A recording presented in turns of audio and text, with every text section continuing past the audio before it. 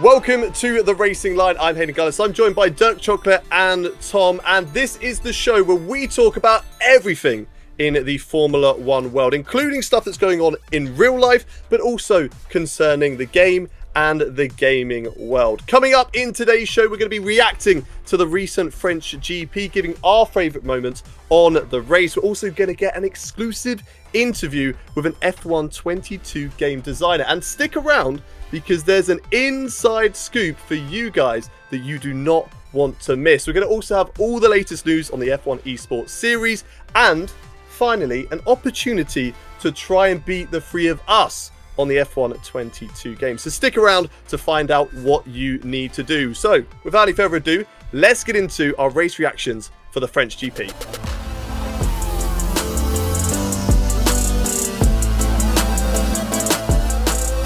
So, the French Grand Prix, a Grand Prix that was actually a lot more enjoyable than what we've seen in the last couple of seasons. Let's go through a couple of our favorite moments that we've had watching the French Grand Prix. For me, it was probably the moment where Russell actually overtook Sergio Perez under the virtual safety car, which actually, there was a little bit of an issue with the virtual safety car. Yeah, exactly. They had to restart the virtual safety car to be able to actually restart the whole race there. So that was quite funny in the end, which was something we didn't really know. But what was your guys' favorite moment? Carlos Sainz taking complete control of his race, strategy-wise, what he was doing. I'm loving the fire that's burning within him to get as much out of his car as possible. Hayden, shoot. Lance Stroll defense. It wasn't ever going to be anything else, boys. The peak defending, we see it so many times in racing where a driver slows down on the apex to stop their rival from having an opportunity to slingshot an easy overtake past him. That's what he did perfectly, and he held on to the point at the end. So, what's your predictions for the next one? That was the French Grand Prix, so I've got Hungary next. Now, I've seen actually on the weather reports already that it's going to be drying, or it's going to be raining a little bit. So I'm actually going to the Hungary Grand Prix. So in the next episode that we're going to do, you'll see a little bit of me over there as well. But I hope it's going to be raining. I don't care if I'm going to become wet, but if it's raining, we can see like a race, just like last year where Lewis Hamilton was alone on the grid. I hope we're going to see something like that. Yeah, so you're saying Lewis Hamilton for the win next race because of the wet? Maybe, yeah. But I mean, he wasn't on his own on the restart, remember, last year. He was by himself. Okay, Hayden? I'm going to say my prediction is that Tom's going to get wet then if he's there at the Grand Prix. So I think Ferrari are going to come back at this one. I think as long as Leclerc can keep it out of the barriers, Leclerc win. Okay. I know it's going to be a bit cliche, but I'm going to say Max because he's an absolute wet merchant. So it's going to be a track I think he's going to be very strong at. But respectfully, I also think George and Lewis are going to do very well because they have shown they're very good in the wet. So that was our moments, our favorite moments. But what was yours? Let us know in the comments down below, and we'll see you in the next one. Now, next up, we have Dirk actually, who got a very cool talk in together with an EA developer on the F1 22 game. Let's hear what Dirk had to say. It was very, very cool. Let's take a look and see.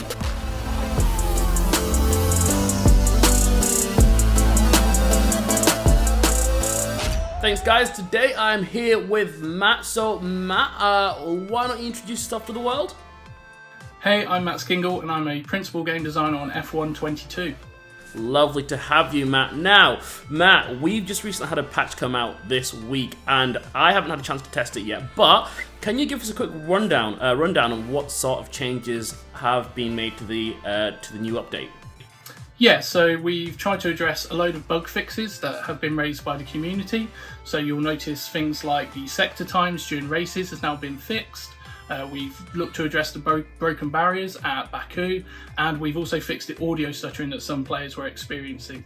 On top of bug fixes, we've looked at the on-track handling, we've made some tweaks there, and we've also made significant force feedback changes that players will notice in this patch too. So a lot's changed, which is going to throw a few people off that have just spent a lot of time learning the new handle model, because it has changed from F1 22 to 21. So in terms of the on-track changes and the handling, how has that been altered? So there's a couple of areas that we've altered for this patch. So the first one being the engine torque. So essentially this will mean that the engine has less torque at lower RPM and that the power will increase gradually. So that's one thing players will notice. The next big thing would be gear ratios. Again, these have been tweaked slightly, especially the lower gears. Next is the self-aligning torque. So this comes back to what I mentioned about force feedback changes. So this has been added as an enhancement. It will allow the force feedback to have a boost in torque around the centre of the steering wheel position. So that will mean that the forces being felt will be crisper and stronger. So we're quite excited to push that out to the players and get their feedback on that. Then the last one being tyre temperatures. We noticed that too much heat was coming from the tyres and that wasn't influencing grip enough. Essentially what this will mean and what we'd recommend for players moving forward after this patch is that they look to use a default or close to default tyre pressure. It's worth pointing out with this change, the grip from the tyres is not being tweaked, so this won't affect time trial. So that will stay the same because tyre temperatures is not enabled in time trial. So from what I'm getting from that, all the guys that are time trial sweats out there won't see as much of a change in terms of the temperatures themselves, but the guys that do like career mode and the races, they might have to start tweaking the setups a little bit more from what they've got currently. Yes, that's correct. So the tyre temperatures in time trial won't be a thing, but the items I previously mentioned, so engine torque, gear ratios and self-aligning torque with force feedback, they will be featured in time trial. Very interesting. Lovely. Okay, so I'm guessing with all those changes, the time trial leaderboard is going to get wiped because they're not handling the same anymore, so you might get faster, you might get slower times, I guess. Yeah, so we've had to take the hard decision of wiping the leaderboards from this patch on. This was not an easy decision. We appreciate all the players who, as you've said, have already sweated some decent times and that there's some incredible times on the leaderboards already. We felt it was the only way that we'd give everyone coming back in with the new patch a fair kind of level playing field to get going. Yeah, okay, that sounds more than fair enough. Keep it on a level playing field.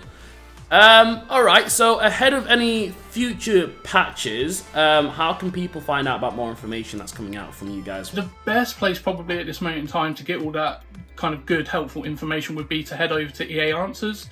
And within there's a dedicated thread called Community Raised Issues. So this will be a place where you can see all the issues that are getting raised by the community and you'll kind of see how we're doing with those. There'll be status updates on each one, kind of talking about whether or not we've been able to identify the issue and fix it, or if it's on a triage board and we're trying to investigate and get more information on that. I guess I'll take this moment to say if you do find any issues with the game or you want to report something, definitely use that platform because I know that you guys are very active and you've got people that are dedicated to look at that and pass that information on. So you're watching, use it. It's quickly just worth saying that we do appreciate all the community that are coming forward giving us this information.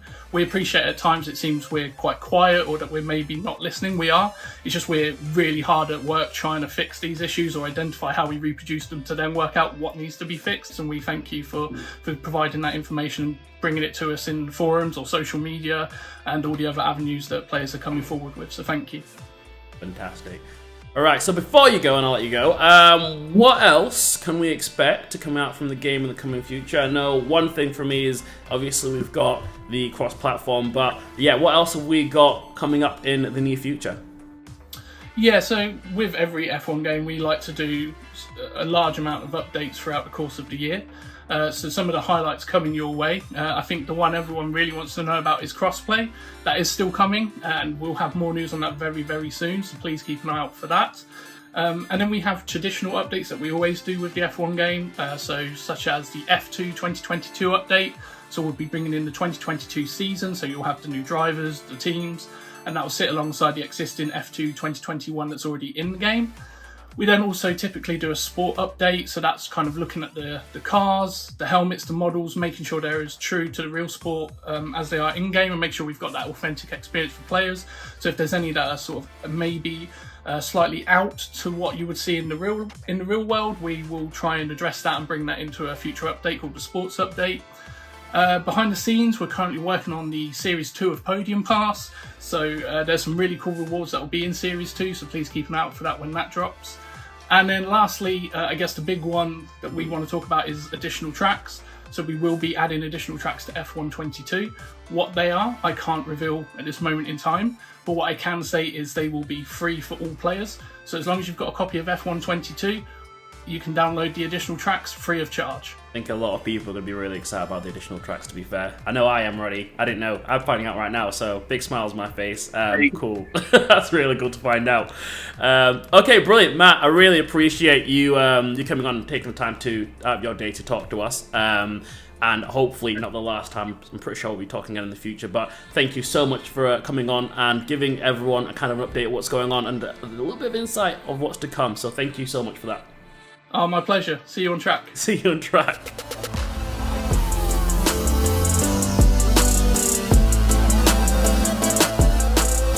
Alright, so let's head to the F1 Esports part then, where for anybody who doesn't know what esports is, it is the official championship on the F1 game, and anyone, including you, can actually qualify for it. Actually, myself, I've qualified back in 2020, so I mean, if I can do it, you can do it they too. must have really been scraping the barrel that year. Exactly. Exactly. Let's talk about like what's happened so far in the run-up to the F1 Esports season. Of course, we had the qualifications that started all the way back in last year. We had a pro exhibition, which I don't know if you guys have followed it, the pro exhibition. Starting to slowly. I've got a friend actually. I've got two friends that are in it, Thomas Ronhart and Luke Smith, who raced, and I believe Thomas Ronhart actually won the pro exhibition. So that's really cool to see. I'd love to see what team he ends up at. If he ends up at a team, I'm sure there is spaces that he can pick up, even as a third driver. So as for the Esports Drivers, currently it's looking like Ferrari is going to maintain Tunisia, Lee, Brandon Lee, and actually have signed Donoso. And now they make it one of the most experienced lineups of the entirety of the F1 Esports series, with winners, championship winners, and of course Donoso very close to a championship win all the way back in the day. Now Alpine has Samuel Behan, Patrick Sipos, as well as Philippe Reschneider, with a fairly new lineup after last season. Then we have Aston Martin, having seen already at Silverstone with Bianco Lilla, Weigang, and John Evans, a completely new group. They have gone for an entirely new roster. And then Alfa Romeo, which has just been announced, with Nicolas Longuet coming from Alpine last season, Tomek Poradzic, very first time in these Pro Series, and Danny Berechne coming from McLaren. Then for Williams, we're going to have Daniele Haddad coming from Aston Martin, Shanaka Clay coming from Aston Martin as well. It looks like they swapped a little bit there. And then Alvaro Corton finishing the lineup.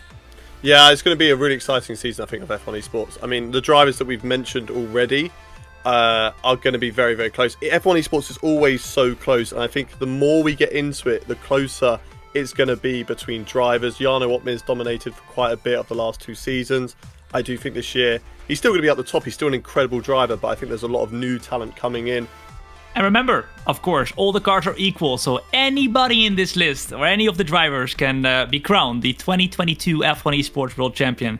Let's see if it's going to be Jarno again, but I don't know if he's going to make it three times in a row. Yeah. That's going to be a big achievement if he does. Like, that's never been done before, so let's see.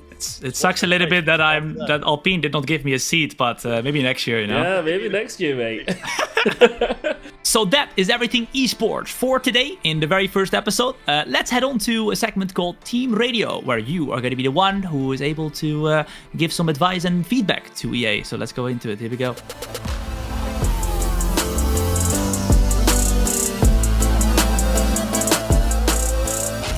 Okay, welcome to the Team Radio segment of the show. And this segment is all about how we can communicate your messages back to EA better. So if you have anything that you want to ask, if you have any questions or anything about the handling, whatever it is, make sure you use the comments down below and we'll read all of them and try and get those questions over to the teams that can answer those questions. Or better yet, go to answers.ea, where they have a load of people that have already asked questions and a load of answers. So if you have something in mind, it may already be there.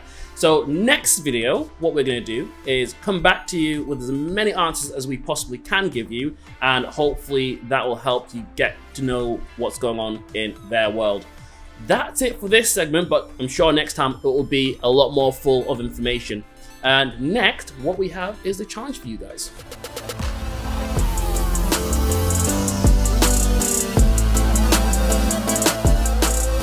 The Hungarian Grand Prix is this weekend, so we decided that we're going to set a challenge for you guys. The three of us have set a hot lap around the circuit, so let's see how we got on. Alright, ladies and gentlemen, welcome on board with the best driver on the planet at the Hungaroring in Hungary. As we go into the first turn, we want to break right off the 100-meter board, back at the third gear. The first corner now, the only real long straight around this circuit. We're looking for the start of the curve here, just before it, fourth gear, nice and tight. And the DRS detection point is actually right after the last and final turn for both DRS zones. So that's going to be very, very tough. Into fourth. Probably a bit late on the DRS there. It's not too bad, but it's not amazing. And you're going to carry all that extra exit speed that you just gained all the way into the next turn. But we want to try and brake on the curves. Go late though into fifth gear. Watch out. Keep the car stable. I'm on the curb. Oh, that's not going to help me at all. And then just pray that you don't spin. The curb start on the third gear and the fourth. Keep it going through a very, very, very close section. Into the chicane, use all the curb on the inside of the corner, all the curb on the outside as well. Cut it as much as you heavenly can. Well, let's see if we can keep it up all the way. Oh my goodness, that was close to an invalidation. It's gone wide again. Try and get the power out, don't spin it. The last final corner. The last corner on the power. Okay. I think it's not a bad lap at all. And ladies and gentlemen, this is gonna be A terrible lap around Hungary. a 116.2. 557th in the world. I'm not world class. Those were our hot laps around the Hungarian Grand Prix. Now, the challenge is, can you go quicker than all three of us? You can't just beat one of us. You have to beat all three. Submit your lap via hashtag the racing line on social media, and one lucky winner who manages to beat all three of us will be shouted out in the next episode. So go home, get on F122, go beat us. Now for the next episode, we want a different challenge. So we're going to tee it up to you guys at home. Let us know in the comments, one, what challenge you would like us to do. So for example, dry tires on a wet track, or trying to race 0% AI using no brakes or something like that. We will do that, and also let us know what track you would like us to do as well. And we will see you for that challenge on the next one. If you want to stay up to date with anything the racing line and the Formula 1 game, then make sure you follow @Formula 1 Game on social media or subscribe to the channel over here.